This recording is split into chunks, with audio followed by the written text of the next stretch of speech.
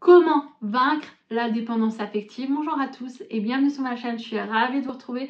Je me présente, je suis Priscilla Canapel, votre coach sentimental et en développement personnel. Et aujourd'hui, vous vous demandez comment sortir de la dépendance affective.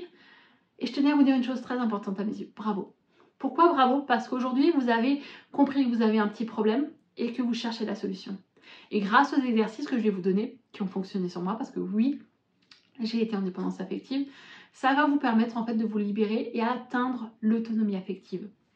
C'est très important parce qu'aujourd'hui, être en addiction par rapport à son partenaire, avoir besoin de lui, avoir cette sensation de toujours en fait devoir avoir de l'amour des autres, de lui apporter de l'amour pour en avoir en retour, ce qui étouffe notre partenaire et qui crée bon nombre de ruptures. Vraiment, c'est vraiment le facteur numéro 1 des ruptures dans le monde.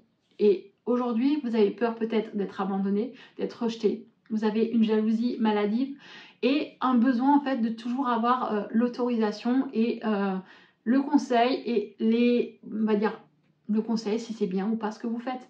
Vous avez vraiment cette incapacité à prendre des décisions. Et tout ça, va falloir reprendre confiance en vous parce que ce qui résulte de ça, c'est que vous manquez de confiance en vous. Donc, on va reprendre confiance en soi, on va atteindre l'autonomie affective et croyez-moi, avec mes exercices, on va y arriver. Si vous voulez demander, il n'y a aucun souci. Remplissez ce formulaire, je vous recontacterai grâce à cet appel. On va changer radicalement votre vie. Ça va vous permettre de vraiment vous libérer de la dépendance affective, d'avoir confiance en vous, d'être en autonomie affective, d'avoir des relations saines, stables et durables et surtout de prendre conscience de votre valeur, de ne plus jamais être en dépendance affective vis-à-vis de qui que ce soit. D'être libre, d'être épanouie et heureuse dans votre vie au quotidien. N'hésitez pas à faire grandir cette communauté en vous abonnant à cette chaîne, ça fait toujours plaisir de la voir grandir et n'hésitez pas à mettre ce petit pouce bleu, c'est toujours encourageant, ça fait plaisir de voir que le thème de la vidéo vous a plu et vous a apporté de la valeur. Et alors, comment faire pour sortir de la dépendance affective? Déjà, comme je l'ai dit, numéro 1, prise de conscience, c'est déjà que vous avez un problème et que vous trouvez et vous cherchez à sortir de la dépendance affective, donc bravo. Ensuite, deuxième exercice, c'est plutôt le premier exercice, mais deuxième conseil, c'est vraiment prendre en fait le temps d'apprendre à gérer vos émotions. Et ça va passer par le sport, tous les jours. Même si vous n'êtes pas très sportif, vous allez marcher. Je veux que vous fassiez vraiment l'effort parce que pour pouvoir en fait évacuer vos émotions négatives, ça va vous permettre d'évacuer et de recréer de la bonne endorphine. Ensuite, qui est dans le même thème et qui fait partie de cet exercice, la cohérence cardiaque. C'est ce qu'on appelle en fait d'apprendre à respirer. Si à un moment vous avez des émotions très fortes qui montent, la colère, la peur, l'angoisse, vous allez prendre le temps de vous reconcentrer sur vous, fermer les yeux, inspirer, expirer, peu importe le nombre de fois où vous devez le faire, vous allez le faire jusqu'à ce que votre taux d'émotion, on va dire, redescende, que ce soit la colère, la peine. Une fois que vous allez sentir que vous allez vous sentir apaisé, ça va aller mieux. Mais si vous êtes dans ce cas-là, vous allez commencer par ça déjà et ensuite prendre vos baskets, aller courir, aller marcher jusqu'à ce que ça aille mieux. Prendre le temps en fait de prendre connaissance de ces émotions, d'apprendre à les canaliser, ça va vous permettre de vous libérer de la dépendance affective. Croyez-moi, c'est imparable. Le sport, la méditation, la cohérence cardiaque, et oui, la méditation, vous pouvez l'utiliser tous les matins avant de vous lever ou le soir avant de dormir. D'écouter une bonne musique de méditation, de vous détendre, va vous permettre en fait de vous relâcher, en fait cette pression que vous avez dans tout votre corps. Le sport vous permet d'évacuer vos émotions en recréant de l'émotion positive et tout ça combiné, ça va vous permettre en fait d'apprendre à gérer vos émotions. En gérant vos émotions, vous allez permettre vraiment en fait de petit à petit à canaliser, ça va vous permettre vraiment de canaliser toutes vos émotions, de comprendre vos émotions. Et ensuite, un deuxième exercice que je conseille et que je pratique, c'est l'écriture. Vous allez, à chaque fois que vous allez éprouver de la peine, de la colère, écrire dans un carnet. Aujourd'hui, je me sens comme ça. Pourquoi je suis comme ça? En décrivant ce que vous ressentez, pourquoi vous êtes dans cette situation, ça va vous permettre de mettre des mots sur ce que vous ressentez.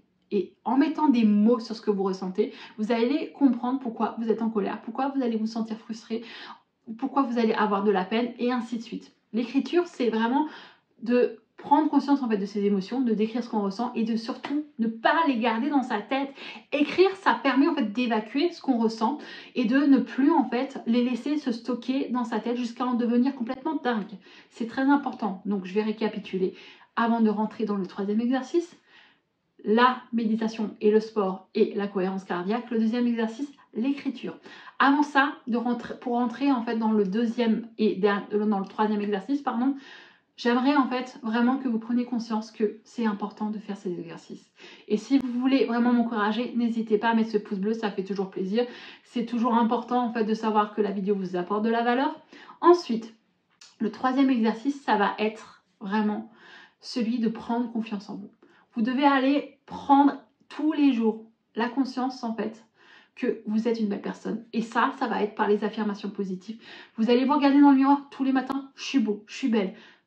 Même, mais avec de l'entrain, c'est pas je suis beau, je suis belle, je machin. Non, je suis beau, je suis belle, je suis forte, je suis intelligente. Et peu importe ce que les gens ils disent, je m'en fous. Oui, parce qu'aujourd'hui, on se laisse souvent toucher par ce que les autres peuvent dire, ce que les autres peuvent penser. Non, aujourd'hui, on va apprendre à avoir confiance en soi et à s'en foutre du regard des autres. Donc ça va passer par des affirmations positives tous les matins. Et si vous avez besoin d'écouter des affirmations positives, allez sur YouTube, cherchez affirmations positives, écoutez ça au matin, le matin au réveil, tous les matins. Ça va vous mettre en fait une énergie positive, ça va vous donner en fait et permettre vraiment de reprogrammer votre cerveau en vous disant je suis beau, je suis belle et avoir confiance en vous. Pourquoi en fait c'est gênant de dire je suis une belle personne, je suis géniale? Non, ça n'a rien en fait de narcissique.